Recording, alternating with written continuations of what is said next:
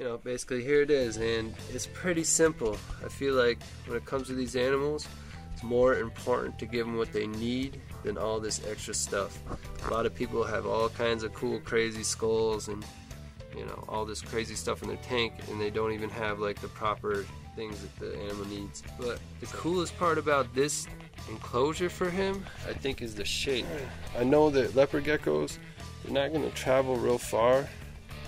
I mean, I have another tank here. This would be like maybe I'd use for a bearded dragon or something like that. Hint, hint.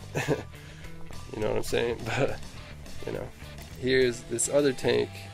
I just feel like it's better because they're not going to travel that far. You know, they might not travel to things they need like food or water if it's too far away from them. So I made this tank like this because, you know, he can stroll around it all day and he probably feels like he has so much room in there. Like over here, I have a Reptitemp 500R thermostat, and I have it hooked up to a heat mat. It's the ambient temperature and humidity in my house. It's a little high right now just because I just got the wood stove going and it's real cold out tonight, so I'll be going to bed, so I kind of got to stoke it up. But I have a small light here. I hardly ever need to use it. I have a leopard gecko, so I don't need to, you know, they're kind of like taking heat through their belly from what I was told. Up here I got my my vitamins, my calcium that I leave in a dish in there without D3. I have my my gut loading stuff for my crickets, and I got this calcium with the D3, which is what I use for my my crickets. Like a gauge, a temperature and humidity gauge there. That's his cool side. And right now, you know, it's decent. And I have this torpedo, kind of falling off the log, but this torpedo temperature gauge right here. And you know, it's a little rough looking, but it's about at 82, something like that. So, you know, I'm trying to keep it between 85 and like 70 on this side, so he has a gradient. He can choose where he wants to be.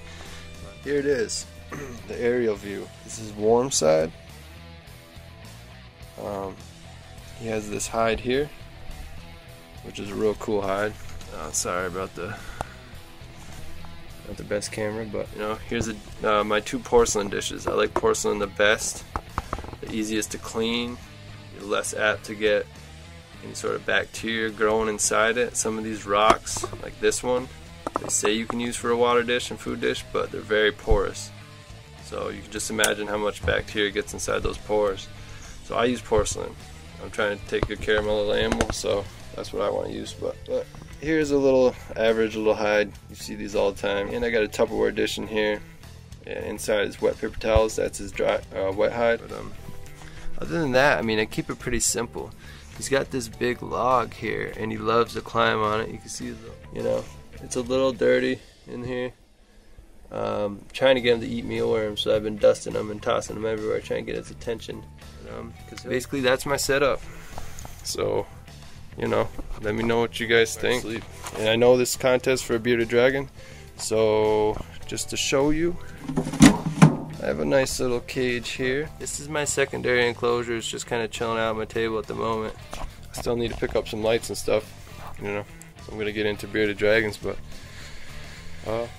that's my enclosure, and it's for the bearded dragon contest for Mike at Webe Reptiles, and my name is Mike as well.